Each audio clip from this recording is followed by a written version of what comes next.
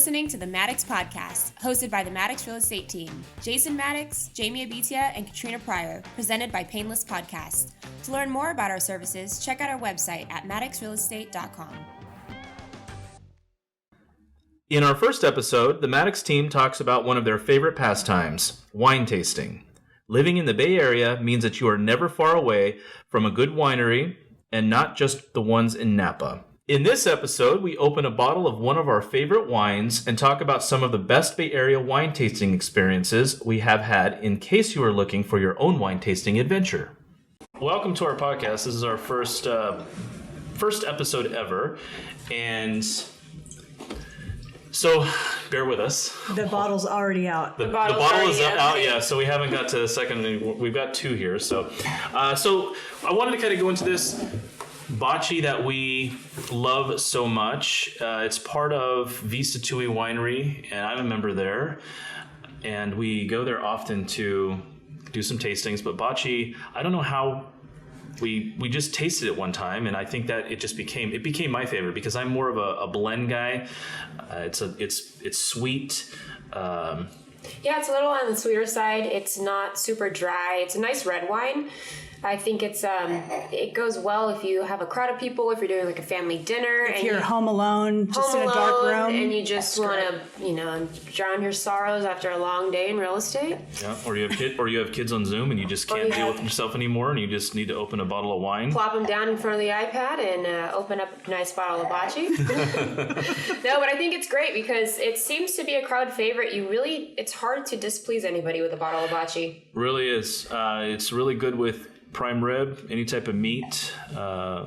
It can go with anything, though. It can pretty much go with anything, I think. Yeah, I've paired it with desserts before. Desserts, that's good. Chocolate. Mm-hmm. We've done that before. Yeah, it's about what, $30? Vista Tui. You can't get it in the stores at Bethmo, right? Yeah, so you have to go to Vista Tui on your way through Napa. Yeah, you can't get it in the stores. I mean, Vista Tui is amazing anyway. Just for going for like the picnic experience, you go through and.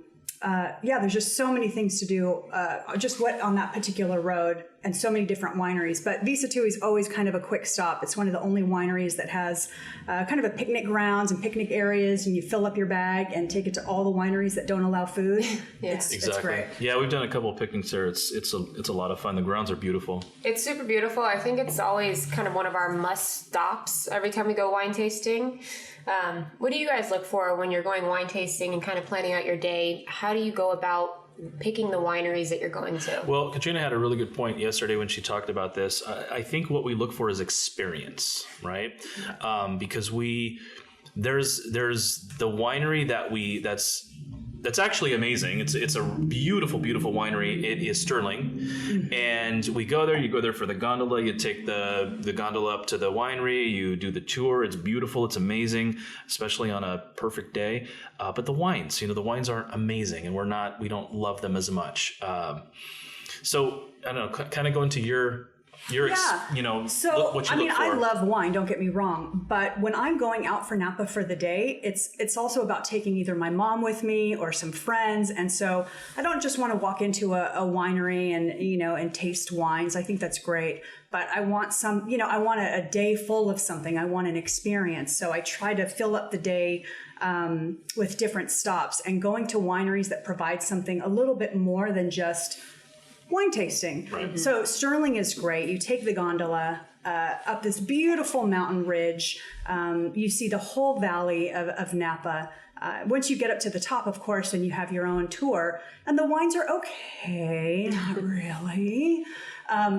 But it's extraordinary. So just the visit alone. Castillo de Amorosa is another one of my favorites. It literally is a medieval castle. That's the castle? Yeah. Yeah. I've been there one time. Oh, it's stunning. And so you go for the full tour.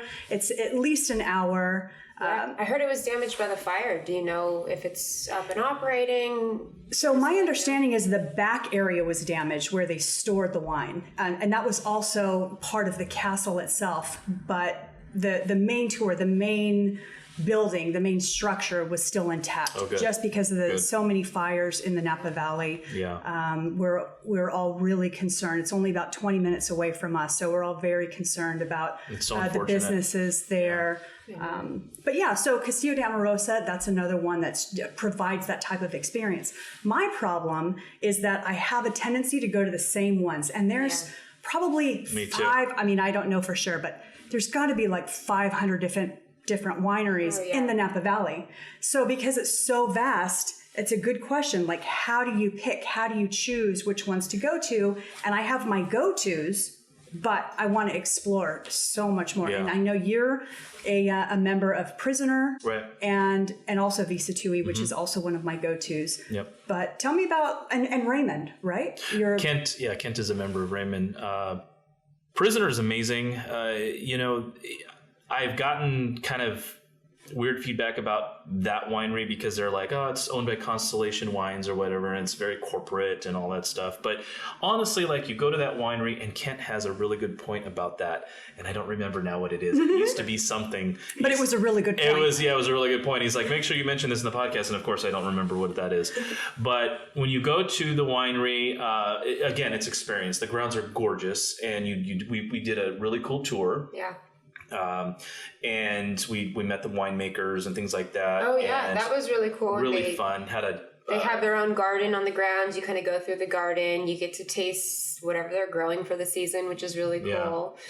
We had a nice brunch that day. Had a really nice brunch. Well, because you're a member, we got to enjoy the brunch. But I know I'm kind of a creature of habit too when it comes to wineries.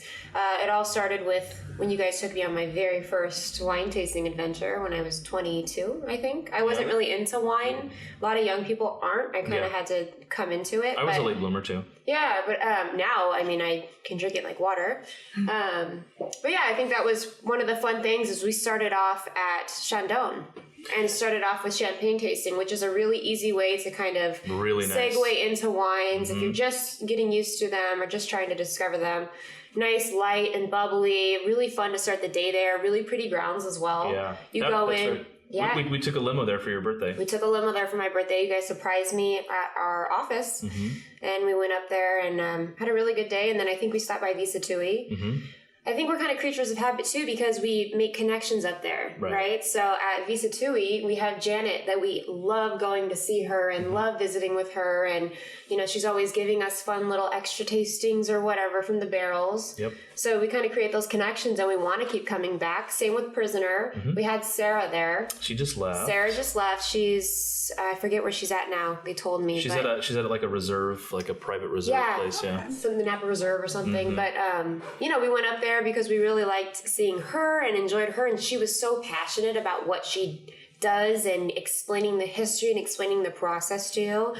So I feel like we kind of go back to our same places, but something we were talking about, you know, getting ready for the podcast is maybe we should start venturing out more and kind of exploring. I think there's 150 plus wineries in just St. Helena or, you know, and that's not even all of them. That's There's one more. Small city, There's more than that, right? We have over here in Richmond, we have Rigger's Loft, which you say you go to a lot. Not that often, but yeah, a lot. It's so fun, and it's you know they actually make cider on site. It's absolutely stunning, and it's just a quick little getaway. You can go out there. They're COVID safe right now, so they do a great job. You make reservations. I highly recommend them. They also have wine, but their specialty is really cider. It's right out on the bay. It looks in like Richmond, in Point Richmond. Point Richmond, yeah. And so you're going down this long road, almost where like the I remember boats that. are. Yeah, and I thought, and you think you're lost. You think you're lost, or you think that whoever's with you is going to throw your body out the window. Like industrial, because it's very industrial. It's very dark. You don't know where you're going, and then you get to Rigger's Loft, and it's so fun. And they have music in the evenings, and they had like a couple food trucks when I was there. They did have a food truck, and now for COVID, you do have to order a meal. They have meals too, but everybody's just so welcoming. It's COVID safe. They keep everybody a distance. Dog safe. You know, your furry friends are welcome to go. We had my sister's birthday there. I definitely recommend checking them out. But we're really open to learning more and having more experiences at different wineries. So if any of our listeners have recommendations, I mean, let us know, because we will be more than happy to check them out. Yeah, no, we're going to do that. We're going to explore more wineries. Just because we are creatures, all of us are creatures of habit, and we do tend to go to the same ones because we always have a great time. Every time we go to Visa 28, never had a bad experience. Food's amazing. The company's amazing. The people we go with are always amazing. Riggers Loft, I've been there one time. It was fabulous. I want to go there again. We were trying to go there last night, but they were closed. But they're open tonight. They're open tonight. Oh, that's true. Yeah, maybe we'll make a trip out there tonight. Podcast. Podcast. Yeah, maybe so. Yeah, so and I love the fact that we can bring dogs because kids. It's kid friendly. I forget about my kids. It's kid friendly. Yeah. And so there's ping pong tables. You can, go and have a cocktail with your friends, not a cocktail, but the cider and wine. And the kids are entertained. So it's so nice. It's really a family environment. Yeah. I remember I was in Texas one time, and there were just areas that you would just go and sit and have a beer and be outside, and there's a playground and everybody's drinking, just having it. Doesn't get better than that. And we just don't have that here in our area. But Riggers Loft, kid friendly. I go there for New Year's. The kids are there celebrating with us. You have your cider. They do balloon drops. It's so much fun. They have 4th of July. You can go out there. You can see the fireworks from the city because you're right out on the bay. Yeah. It's a really great place. You don't have a babysitter, but you really want to get together with your friends. I think that's important. Take the kids, take the dogs. Cool. It's really family friendly. That's important. It's really an amazing place. And there's not a lot of folks that know about it. Yeah. So Riggers Loft, My friend's actually getting married there, and it's funny because I only really know about it through you and Anna going there a lot and seeing posts, but I just found out she's getting married there, so I'm super excited to see it. Yeah, it's great. I'm sure it's going to be beautiful for a wedding. Those areas always that is cool. Oh yeah, definitely. Well, we'll have to we'll invite one of the people. Do you know anybody personally? My sister Anna, she I think she knows everybody there. Maybe we can have them on the podcast sometime. Yeah, absolutely. Talk about that. That'd be great. Yeah. What's up? Have a podcast there. Have them here, or we should do a podcast. Or we could do a podcast there. Even better. That'd be fun too. Even better. We could. Yeah, I mean anything we can do to sort of change things up and and make promote things local fun. business. That sometimes I'm always open. Like, where do you go? What's outdoor dining? Yeah. Where can I just get out of the house? Especially now, right? Because all we're trying to do is find anywhere that we can go just to get out. And Napa's nice. We're kind of spoiled by Napa because it's 30 minutes away. But it's nice when you want to take maybe out of town guests and kind of give them the Bay Area experience. But there's so much to do here in our own communities. That's the other thing is that there's so much. Hercules, Berkeley, really where we help to sell homes here in this area. Since we've all been born and raised here, it's really nice to connect with with individuals coming from out of the area, and many of them are saying, hey, you are normally kind of a stop on the freeway for us. Like we are like, oh, Panola, Hercules, we kind of just drive by quickly. A lot of people don't even know we're here. No idea what's going on here. Secret. That's what I say, it's the best kept secret, and as much as I'd love to keep it that way, just being a Panolian myself, as far as real estate goes, I think it's great that people are discovering. And you're a true Panolian. You lived here, you're born and raised in your entire life here. It's my bubble, and I'm never leaving it. Yeah, and Four Fulls Winery, speaking of wineries, and here, even in our own community, right here in Rodeo, is Four Fulls Winery. I went one night. I've never been there. Oh my gosh, it's so cool. And one night they had, they have food trucks that come through, I think like once a month. They have music and food trucks. This was pre-COVID. I have been there. And it's right on the water, and you would never really know. I was thinking, how do I know that? Where is that? I've totally been there. It's over off in Rodeo. You'd know exactly where it's at. Kind of as you're going down towards Ricky's. By Ricky's. To the left. Ricky's Corner. Which has the best fried chicken. Yeah. Ricky's. Oh, yeah. You got to go for Ricky's fried chicken. Sure. Get a bucket of chicken from there. It's not wine related, but you'll thank us later. Right. But it's food related, and that relates to us. And then Four Fulls is just right up from Ricky's. Didn't know that. And you can sit out, and it's right on the water. It's awesome. That's true. 5 minutes away. And it's really nice on the summer evenings. Even now, I mean, everybody's adapted to COVID, and I think this is what we're going to see into the winter. So we've all kind of do what we do best and adapt. But yeah, everybody, still hang outside, just maybe add some heaters and get out there with the family. We're in for... Yeah, and that's one of the things that we want to promote here in this podcast is what can you do right now? Yeah. And we're really trying to explore that. Being COVID safe, keeping masks on, social distancing, but but still having fun, but still being able to kind of live a bit and get out of the house in a really safe way. And so the places that we're exploring really encourage that. Even at Rigger's Loft, you have to write your phone number down.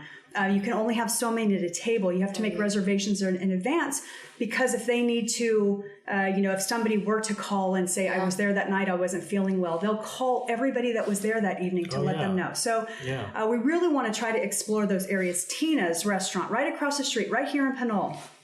They have an outdoor dining area. Yeah, they do in the back. Yeah. Paris Street, a classic. Paris Street, I mean, you can't go wrong with Paris Street ever. I don't think I've ever had a bad meal. Layla's great. Yeah. Layla's really great because now, people are really falling under hard times. It's really challenging.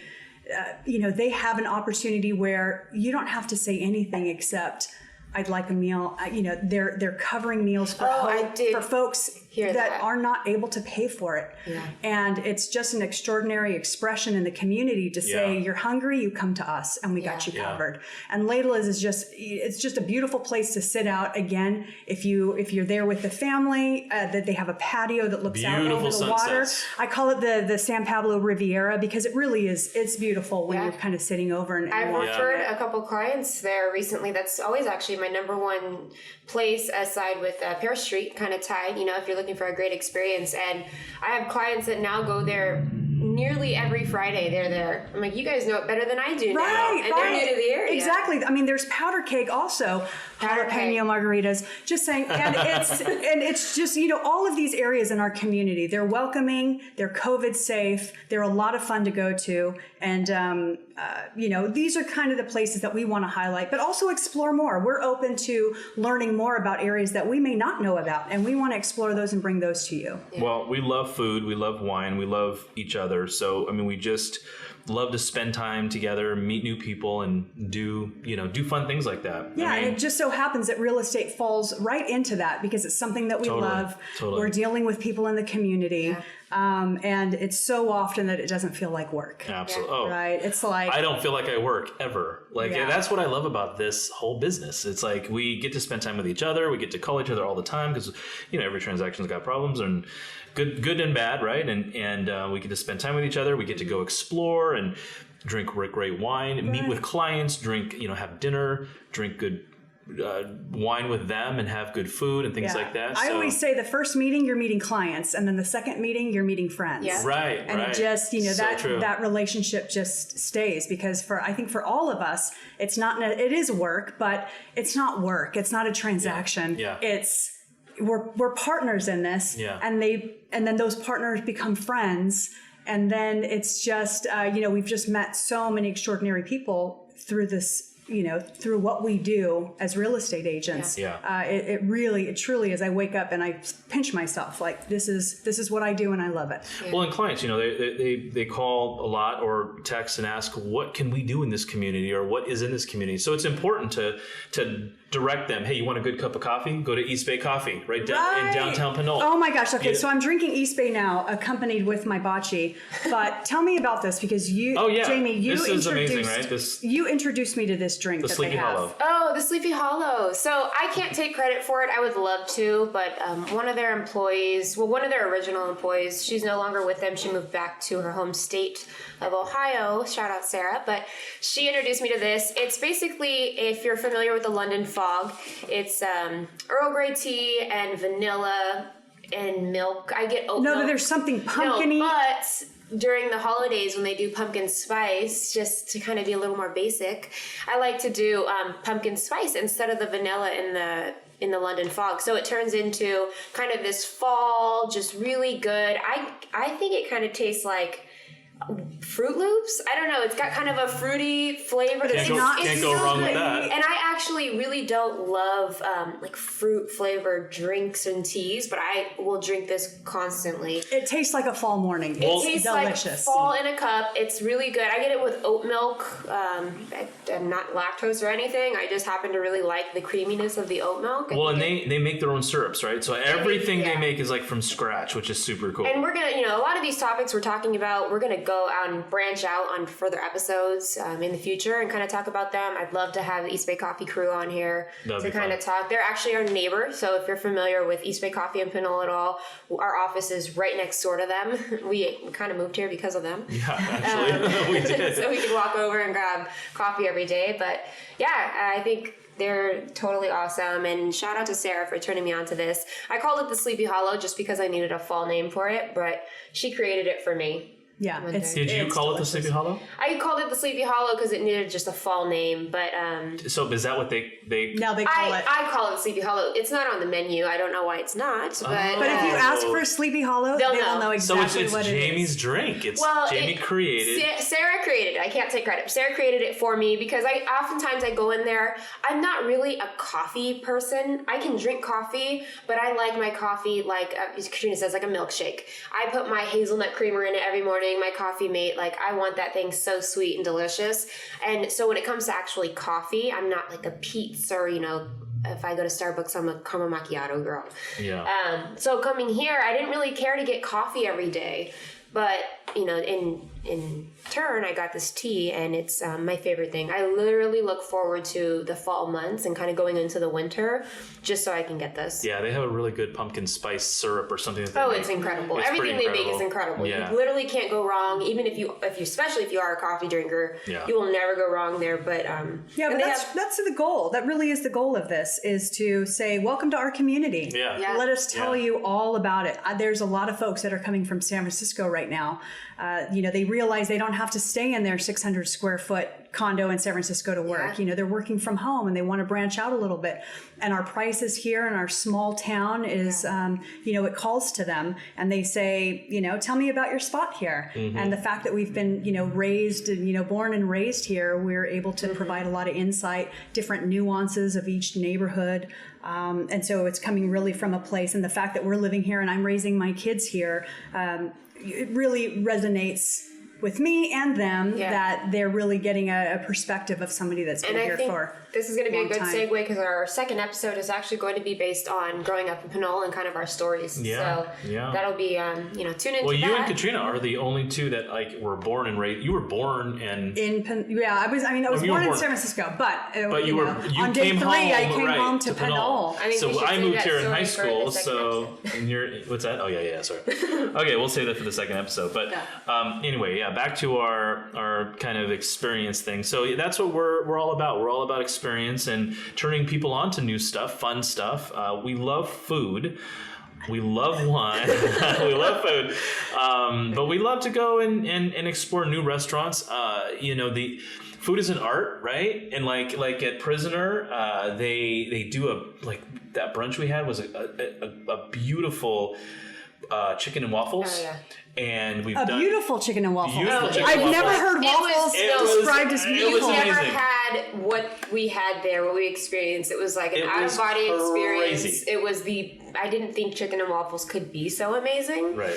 And Pear Street. Can we throw Pear Street in there? Yeah. Pear Street has really good chicken and waffles. Oh, they do. Too. They really do. Yeah, and Pear Street is right here, local in Pinole. Yeah. We were just there last night. We patron them often. We do. So so that's extraordinary too. So sometimes you don't have to drive to Napa to get good chicken and waffles, but Prisoner is And pairing a good wine with this stuff, I love pairing. I love pairing things. So like a coffee with like a sausage breakfast sandwich is those two things combine really well, like a red wine with a prime rib at Pear Street, or the Bacci. We didn't have the Bacci last night, right? We just had the martinis and we had Prisoner last night. We had Prisoner, right? Prisoner last night. So that's a blend too. So that was pretty good, and it went really well with the prime rib. Yeah. But just the pairing of the food and the wine, and just making it an amazing experience. And I think a lot of it is the company, right? You guys are always awesome, and so just being with family and friends, and that's what makes the experience. Well, that's what food is, right? It's bringing together people, and I think if more people come around, a dish and a glass of wine, even if there's differences, and we have a lot of that right now. Not getting too political, but we have a lot of that right now. A lot of that, yeah. Just something as simple as having a meal together and talking things through, but. But that being said, we have so much more to come. We have more podcasts to come. And so we're really excited about taking this journey with you all, whoever's still listening. Yeah, this is super fun. We started with wine, we kind of ventured off, but I think we, kind of touched lightly on all of the topics that we will be covering and give you an idea on, what our purpose is for this podcast. There's really nothing set in stone. We're just here to have fun and to connect with our community and to give you a little bit more insight on us and who we are. And we're not just strictly business. Like Katrina said, it may start as business, but we always end up as friends with our clients. And we went on a cruise with our clients. Well, so that's a story for another day. That's a story for another day, yeah. But that was a lot of fun. But I mean, we just, we turn, everybody that we work with, they turn into friends. Yeah. And we have great relationships. So, and that's what this business is all about. It's about relationships. It's not about transactions. We definitely, follow that relationship, a relational, we do business that way. So yeah, for sure. Yeah. Well, you guys, it's been a pleasure on this episode. Cheers. I can't wait for the next bottle of wine. Your glasses are empty. We're empty. I'm ready for the next empty, bottle. But we're ready to open the second bottle for episode 2. How are we doing on time? I think we're going to wrap this up, and hope you tune into our second episode so that you can hear more about us and also learn more about us growing up in Pinole, learn more about Pinole itself. We'll touch on some of the topics we covered today, and, hopefully you're still listening. Thanks, everybody. Thanks. Thank you. Bye-bye. Subscribe. Bye-bye.